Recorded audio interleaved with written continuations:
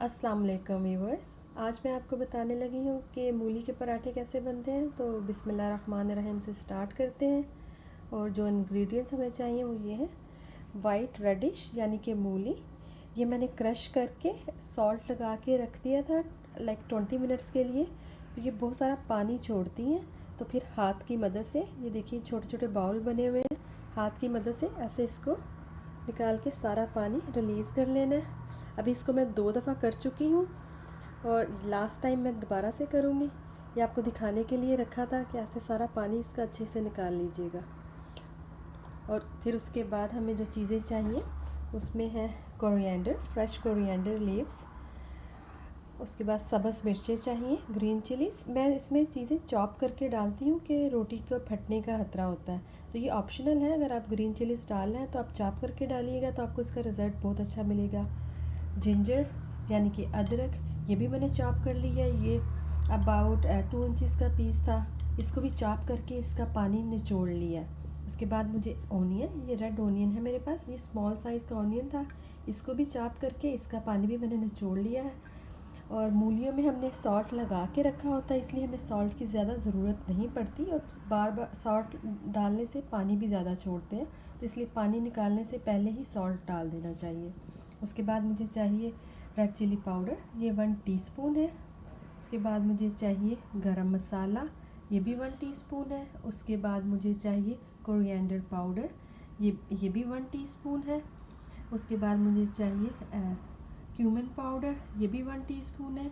मैं चाट मसाला यूज़ कर रही हूँ, ये ½ टीस्पून है। चाट मसाले में भी सॉल्ट होता है, तो आप ये ध्यान से डालिएगा, लेकिन इससे फ्लेवर बहुत उभर के आएगा चाट मसाला डालने से। ये मेरा होममेड है।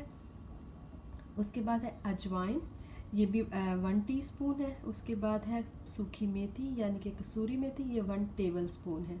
तो आते हैं अब इसको मिक्स करने के लिए। पहले हम मूलियों को एक दफ़ा दोबारा से इसका पानी निकाल लेंगे। जी तो व्यूअर, मूलियों को अच्छी तरह से पानी निचोड़ लेने के बाद ये देखिए बिल्कुल ड्राई है। इनको, ये मेरे पास 2 मूलियाँ थी। उसके बाद अब मैं इसमें शामिल करने जा रही हूँ जो मसाले मैंने तैयार किए हैं, जिसमें है ये सब्ज़ धनिया, प्याज, अदरक, सब्ज़ मिर्च। तो साथ ही साथ हम इसमें शामिल करेंगे रेड चिली पाउडर, ये आप अपने टेस्ट के हिसाब से लीजिएगा। गरम मसाला, कोरिएंडर पाउडर, ज़ीरा पाउडर। मैं फिर से आपको बताती चलूँ, ये पाउडर यूज़ करने इसलिए ज़रूरी है, इससे रोटी जो सी आपकी, जब आप पराठा बनाएंगे तो वो फटेगा नहीं, कम चांस होते हैं फटने के। मूली के पराठे में पानी बहुत ज़्यादा होता है इस वजह से। तो चाट मसाला, अजवाइन जैसे अजवाइन सीड्स ही जा रहे हैं, उसके साथ में जा रहा है कसूरी मेथी। अब इन सबको मिक्स कर लेते हैं। जी तो व्यूवर, सब मसाले मिक्स करने के बाद मूली रेडी है। अब आ जाते हैं पेड़ों की तरफ। जी तो व्यूवर, यहाँ पे मैंने कुछ पेड़े बना लिए हैं, लेकिन मैं आपको दिखाने के लिए मैंने थोड़ा सा ये आटा लिया, इसको हाथ से ऐसे करके, बहुत बड़ा पेड़ा नहीं लेना। मैं यहाँ पे क्रिस्को बटर यूज़ कर रही हूँ, थोड़ा सा क्रिस्को बटर लगा लें और फिर आप इसको हाथ की मदद से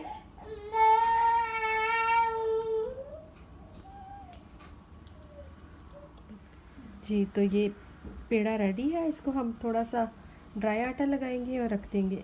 अब हम रोटियां बेल लेते हैं।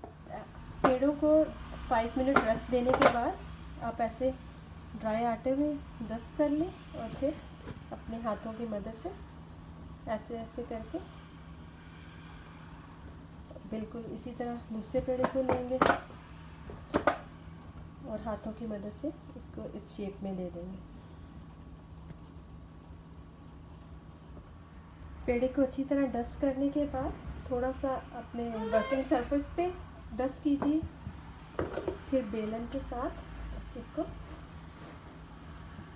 राउंड शेप दे लीजिए।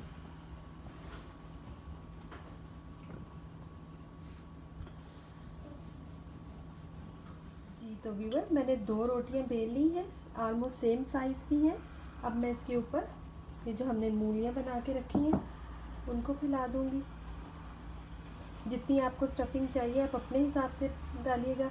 मैं थोड़ी भर के लेती हूँ।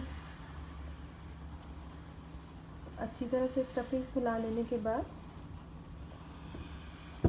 आप दूसरी वाली रोटी ऐसे उठा के तो आप इसके ऊपर उससे कवर कर दीजिए और किनारों को हाथों की मदद से दबाकर बंद कर लीजिए।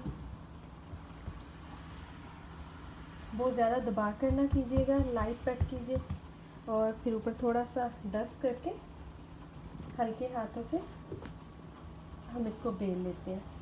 और मैंने तवा ऑलरेडी चूल्हे पे रख दिया हुआ है। आप देख रहे हैं कि इसमें कोई पानी नहीं है, बिल्कुल ड्राई मूलियाँ हैं।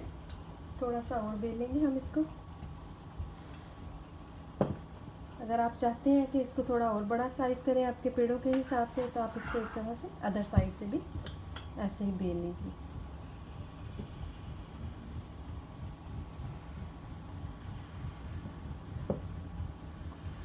अब हम इसको तवे पे डालते हैं।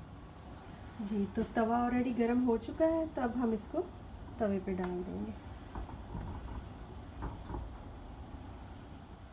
जी, तो व्यूअर, जैसे ही आपको लगे कि रोटी थोड़ी थोड़ी सी पक गई है, तो अब हम इसको साइड चेंज कर लेंगे। जैसे ही हम साइड चेंज करेंगे, अब हम इसके ऊपर अगर बटर लगाना चाहें, जो भी, मैं देसी घी लगाती हूँ तो मैं देसी घी लगा लूँगी। और अब हम इसको लो फ्लेम पर आहिस्ता आहिस्ता से पका लेंगे। मैं इसकी साइड चेंज कर रही हूँ। अब हम इसको पकने देते हैं। जी, तो व्यूअर, अब हम इसकी साइड चेंज करेंगे। अब हम इस साइड पे भी थोड़ा सा घी लगाएंगे और इसकी साइड चेंज कर देंगे। जी, तो देखिए कि पराठा, मूली का पराठा बहुत प्यारे से गोल्डन हो गया। अब हम दूसरी साइड को भी पका लेते हैं। जी, तो व्यूअर, पराठा दूसरी तरफ से भी लाल हो गया। अगर आप देख रहे हैं कि मैं इसको बड़े आराम से चिमटे से साइड्स चेंज कर रही हूँ, मुझे कोई प्रॉब्लम नहीं हो रही साइड चेंज करने में। तब मैं इसको एक प्लेट में निकाल लेती हूँ। जी, तो व्यूअर, मूली का पराठा रेडी है। आपको चलते चलते एक टिप दे दूँ, अगर आप चाहते हैं कि आप क्रिस्पी पराठा खाएं, तो आप एक चिमटे की मदद से तवे से उतारते सार इसको 30 सेकंड के लिए ओपन कर दें। जब आप इसको ओपन करके छोड़ेंगे तो ये क्रिस्पी हो जाएगा, ये, और आपका पराठा सॉफ्ट नहीं रहेगा। ये आप गोभी के पराठे, आलू के पराठे, कीमे के साथ नहीं आप कर सकते। आलू, गोभी और मूली के पराठे के साथ ये आप ऐसे कर सकते हैं। इस तरह आपका पराठा क्रिस्पी रहेगा। तो अगर आपको आज की मेरी रेसिपी पसंद आई हो तो प्लीज़ सब्सक्राइब कीजिए और लाइक कीजिए। दुआओं में याद रखिएगा। अल्लाह हाफिज़।